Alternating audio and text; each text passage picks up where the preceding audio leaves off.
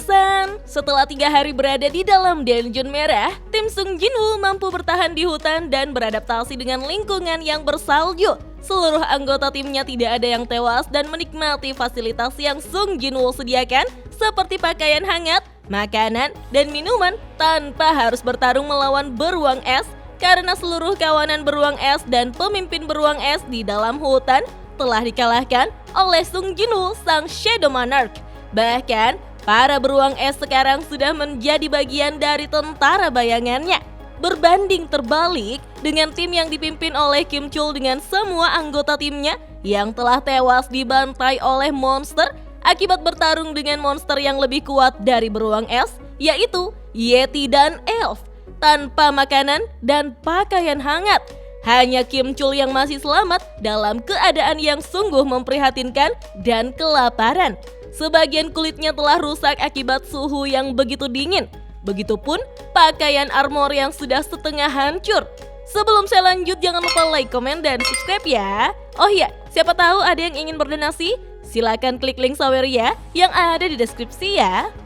Diawali dari Kim Chul yang memutuskan untuk berlari ke dalam hutan. Tetapi Kim Chul merasa ada yang aneh karena dia tidak sekalipun melihat seekor beruang es yang berkeliaran di hutan.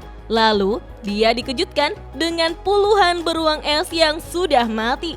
Kim Chul menolak anggapan jika yang membantai beruang es adalah tim Sung Jinwoo. Ia justru meyakini bahwa ini pasti ulah dari Hyaki. Karena takut, dia kemudian bergegas berlari untuk menghindari Hyaki.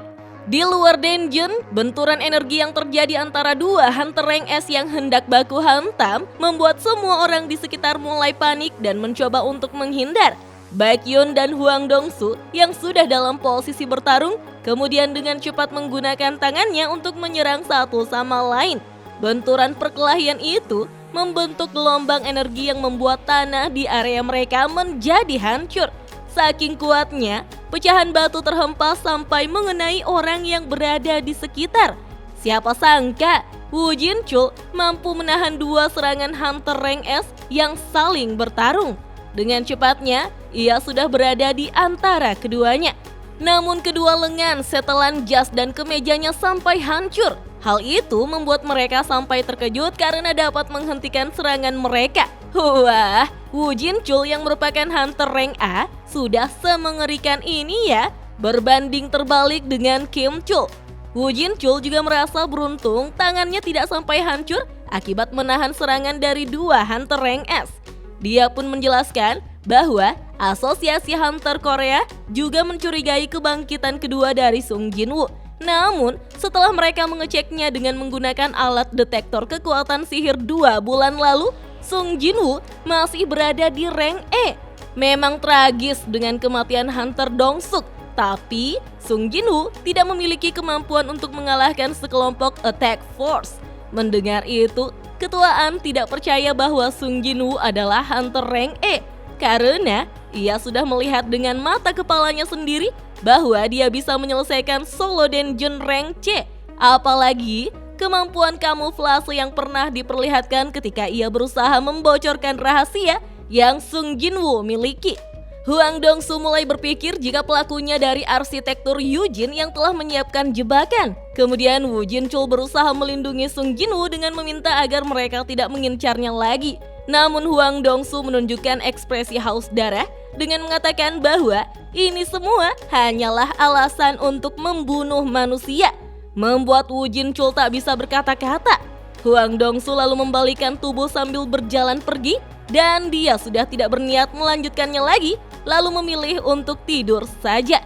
Tapi saking resenya, Hwang Dong-soo yang berjalan lalu menggertak beberapa anggota Serikat Harimau Putih yang melihatnya. Apakah mereka belum pernah melihat rank S saling beradu? Waduh, ampun sepuh. Ketuaan hanya bisa mengatakan dalam hati jika ia mengetahui kekuatan Sung Jinwoo lebih baik daripada orang lain. Sung Jinwoo pasti akan kembali dengan selamat dari dungeon merah. Sementara itu, seluruh anggota tim dari Sung Jinwoo tampak sedang asik bercengkrama menikmati fasilitas yang Sung Jinwoo telah sediakan. Ini sih seperti dungeon gerbang merah, rasa piknik di kutub selatan ya. Kim Chul yang melihatnya dari balik pepohonan mulai merasa marah dan bingung mengapa Hunter rendahan bisa memiliki fasilitas seperti pakaian, selimut, tenda, dan makanan yang berlimpah.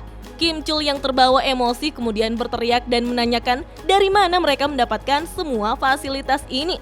Berbanding terbalik dengan nasib dirinya yang nyaris mati karena kekurangan makanan dan kedinginan. Kim Chul mulai berhitung sampai 3. Jika tidak ada yang bisa menjawab, maka dia akan menyerangnya. Semua orang yang melihat Kim Chul mulai merasa takut. Kim Chul bahkan menuduh Park Hee Jin yang keluar dari timnya karena percaya diri mampu selamat dan mencoba menghemat persediaannya. Kim Chul terus berhitung 1, 2, 3. Tapi Sung Jin-woo pun muncul dari belakang Kim Chul lalu dengan hanya satu pukulan membuat Kim Chul terjatuh dan terlempar. Sung Jin-woo membalas perkataan Kim Chul dengan mengatakan, lantas siapa yang membiarkan teman-temannya mati? Kim Chul bahkan datang ke timnya hanya untuk menjadi beban epik. Semua orang yang melihatnya pun terkejut, tapi secara bersamaan ternyata Sung Jin-woo menyadari bahwa ada kawanan dari elf yang memiliki energi sangat kuat dan sangat mengerikan. Di balik hutan muncullah sekelompok monster Ice Elf bersama pemimpin mereka. Mereka sengaja mengikuti Kim Chul yang berlari. Sung Jin-woo menyadari jika elf yang menunggang kuda itu adalah bosnya. Elf yang menunggangi kuda lalu mengatakan sesuatu. Menariknya karena ternyata Sung Jin-woo bisa mengerti bahasa dari elf yang menyebut mereka sebagai sampah. Elf itu pun terkejut mengetahui ada manusia yang mengerti bahasa mereka. Tetapi Sung Jin-woo tak kalah terkejutnya karena ia bisa bicara dengan monster. Apakah ini adalah efek dari sistem? Pemimpin elf tersenyum lalu mencoba memperkenalkan salah satu anggotanya yang ingin bertarung melawannya. Elf itulah yang memberitahu kawanannya bahwa ada satu manusia yang lebih kuat. Tapi dalam sekejap, elf tersebut langsung mati dengan kepala yang terpenggal oleh serangan kilat dari Sung Jin-woo. Wah, belum juga mulai, elfnya sudah pindah alam saja ya. Sung Jin-woo dengan kerennya mengatakan apa ada yang ingin mereka katakan lagi. Dan kita pun diperlihatkan senyuman mengerikan dari pemimpin elf yang merasa tertarik dengan kemampuan Jin-woo. Dengan sangat cepat mereka saling beradu serangan senjata. Jin-woo menyadari bahwa pemimpin elf itu tidak mau menyerahkan hidupnya dengan mudah. Pemimpin elf ingin membuat sebuah penawaran yang tidak akan merugikannya. Tapi pertama, dia ingin menanyakan mengapa ia berada di sisi manusia, padahal dia bukan manusia. Tentu saja pertanyaan itu membuat Sung Jin-woo bingung dan tidak mengerti apa maksudnya.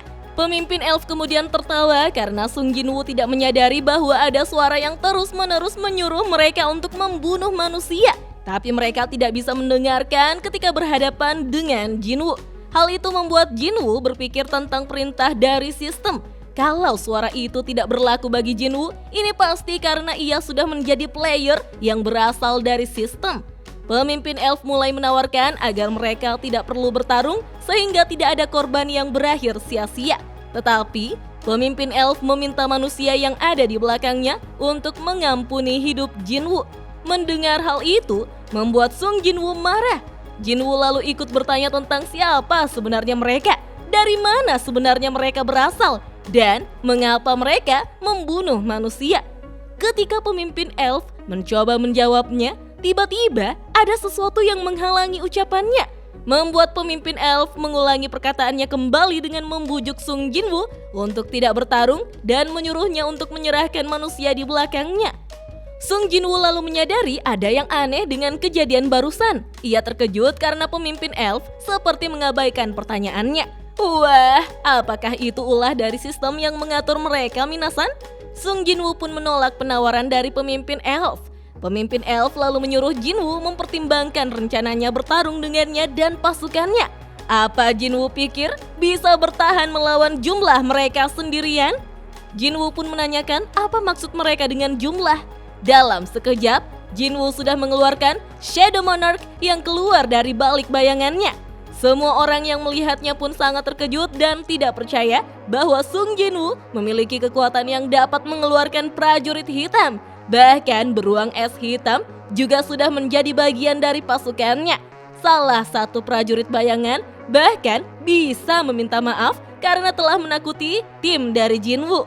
Dengan senyum liciknya, pemimpin elf meremehkannya dengan menyebut ini sebagai trik murahan. Tidak terpancing dengan perkataannya, Sung Jinwoo kemudian mengerahkan pasukannya melawan pasukan elf. Meski pasukan Shadow Monarch berhasil menumbangkan satu persatu pasukan elf, namun ada beberapa yang mampu bertahan, termasuk pemimpin mereka. Sementara pertarungan itu berlangsung, Park Hee-jin mengajak yang lainnya untuk mundur karena mengetahui bahwa mereka tidak bisa ikut ke dalam pertarungan ini. Jinwoo berpikir tentang pemimpin elf yang bukan hanya menggertak dengan mengatakan Shadow Monarch sebagai trik murahan. Karena dengan mudah pemimpin elf itu mampu mengatasi para pasukan monarch yang mulai menghilang satu persatu akibat menerima serangannya. Sung Jinwoo pun mulai menyadari meskipun ia punya keuntungan dalam jumlah, tapi ia tidak bisa membuat pasukannya bertahan lama. Pasukannya memang abadi, namun jumlahnya akan terus berkurang jika mereka terus-menerus dihancurkan. Menurut Jinwoo, semenjak dia sudah membuat pasukannya naik level, mereka seharusnya bisa mengurus elfnya. Namun masalahnya tentu saja ada pada bos dari Dungeon Merah yang memiliki kekuatan mengerikan yang lebih kuat dari Jinwoo. Ia pun mencari cara untuk mengalahkan pemimpin elf karena merasa masih kesulitan jika hanya melawannya dengan bantuan Igris. Jadi, dia mulai berpikir untuk mendapatkan bantuan dari prajurit bayangan yang lebih kuat lagi, sambil menatap Kinchul yang tak sadarkan diri. Sebelum bertarung, pemimpin pasukan elf memperkenalkan namanya, yaitu Baruka. Sung Jinwoo pun berlari dengan cepat menerjang Baruka. Tetapi sesaat sebelum berlari, dia menendang pedang milik Kinchul sehingga terhempas tepat di samping tubuh Kinchul. Lalu, dengan menggunakan dua belatinya dengan cepat ia mulai menebas Baruka. Namun Baruka mampu menghindarinya. Belati Jinwoo melesat ke arah kaki Baruka lalu berubah menjadi listrik statis seolah magnet yang membuat Baruka tidak bisa menggerakkan kakinya. Sung Jinwoo pun memanfaatkan itu dengan menusuk kepala Baruka menggunakan belatinya yang disusul pula dengan belati yang menahan kaki Baruka. Namun dengan mudah, Baruka menahan semua serangan itu. Baruka memberi serangan balik dengan sebuah tendangan yang cukup keras sehingga membuat Sung Jinwoo terlempar dan kesakitan. Baruka merasa sudah lama sekali ia tidak sesenang ini. Kemudian salah satu Shadow Magician mengeluarkan sihir bola api yang mengarah pada Baruka sehingga bisa memberikannya waktu. Tak disangka Kinchul yang pingsan mulai sadar dan kembali mengingat kejadian saat dirinya dipukul hingga pingsan, membuatnya menjadi tambah marah. Ia pun mengambil pedangnya dan berniat membunuh Jinwoo. Kembali ke pertarungan, Jinwoo sadar bahwa serangan dari Shadow Magician tentu saja belum mampu untuk melukai Baruka. Ia menyuruh Baruka untuk segera keluar dari kobaran api dan bertarung melawannya. Baruka yang menyeramkan dengan cepat keluar dari kobaran api untuk menyerangnya. Bersama dengan itu dari arah belakang, tampak Kinchul dengan penuh amarah menggunakan pedangnya untuk menebas Jinwoo. Hal itu membuat Baruka kembali senang karena bukan hanya dia yang mengincar kepala Jinwoo. Tapi siapa sangka ternyata Jinwoo sudah memprediksi bahwa Kinchul akan melakukan hal itu dan dengan sengaja memberikannya pedang. Jinwoo segera memanggil Igris yang langsung menancapkan pedangnya pada tubuh Kinchul hingga membuatnya tewas seketika. Jinwoo memang sudah mengetahui bahwa Kinchul yang memiliki sifat sombong dan angkuh pasti tidak akan menerima dirinya dipermalukan oleh Hunter Rank E, sehingga membuatnya tewas akibat egonya yang ingin membunuh Jinwoo demi balas dendam. Baruka merasa ini semakin menarik, manusia membunuh sesama manusia, tapi ini tidak akan mengubah apapun. Berbeda dengan Jinwoo yang mengetahui bahwa musuh yang dihadapinya sangat kuat sehingga ia membutuhkan seorang prajurit yang juga kuat untuk membantunya melawan Baruka. Pada akhirnya, Jinwoo mencoba membangkitkan Kinchul sebagai prajurit bayangannya. Apakah bisa bangkit, Minasan? Bagaimanakah kelanjutan pertarungannya? Penasaran kan? Tonton terus video selanjutnya ya. Dah.